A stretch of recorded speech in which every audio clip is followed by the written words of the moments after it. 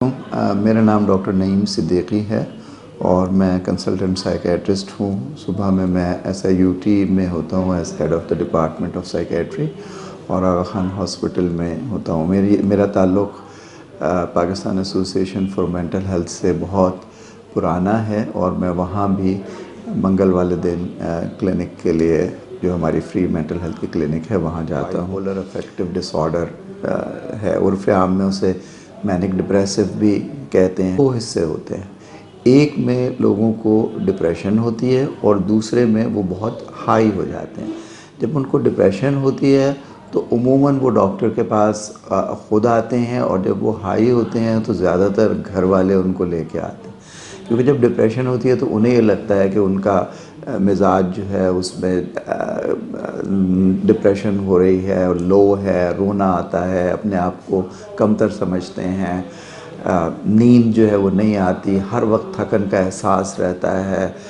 बाज़ औक़ात ऐसा होता है कि अपने आप को बहुत ज़्यादा मोरद इल्ज़ाम ठहराते हैं, और कभी ऐसा भी हो जाता है कि ख़ुदकशी के ख़यालात आने लगते हैं। ज़िंदगी उन्हें लगता है कि अब उसमें कोई मज़ा नहीं है, कोई इंजॉयमेंट नहीं है, जो पहले चीज़ें जिनमें मज़ा आया करता था।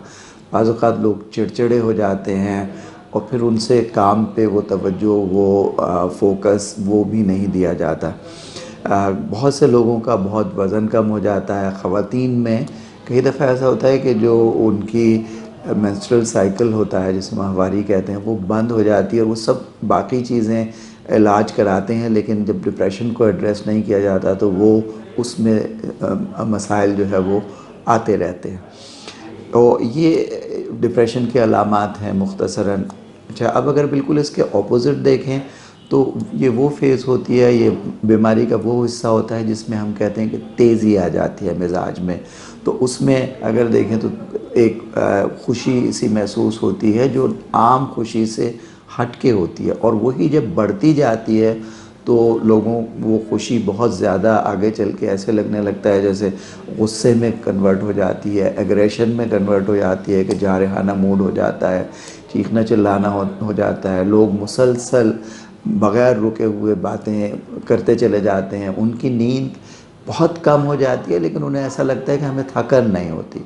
फिर वो बहुत सी दफ़ा ऐसा होता है कि बहुत गैर ज़िम्मेदाराना रवैये उनके होते हैं, पैसे बहुत ज़्यादा खर्च रहे हैं, हर वक्त कोई ना कोई एक्टिविटी कर रहे हैं, लेकिन वो कहीं पहुंच नहीं पाते हैं क्योंकि उसकी कोई डायरेक्शन नहीं होती है।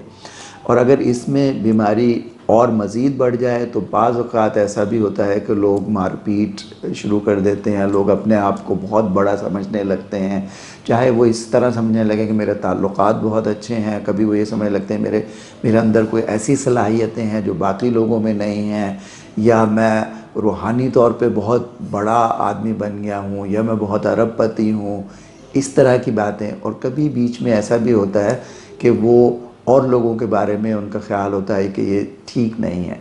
ये वो फेज़ होती है जहाँ वो जो डिसइनहिबिशन की वजह से, या इस वजह से कि उनको एहसास नहीं होता कि उनका जो रवैया है उससे क्या नुकसान हो सकता है, तो वो कुछ ऐसे एक्शन कर लेते हैं। मिसाल के तौर पे अपनी एक लगी लगाई नौकरी है, वो उन्होंने उससे रिज़ाइन कर दिया।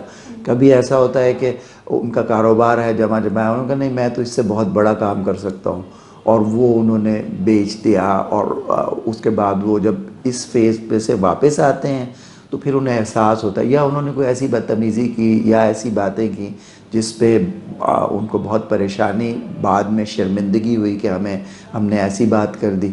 और फिर जब वापस आते हैं तो एक तो इस बीमारी का हिस्सा है, एक वैसे भी जब भी ज़्यादा ऊँचे जाएंगे तो वो फिर नीचे आएंगे तो वो डिप्रेशन की फ़ेज़ है।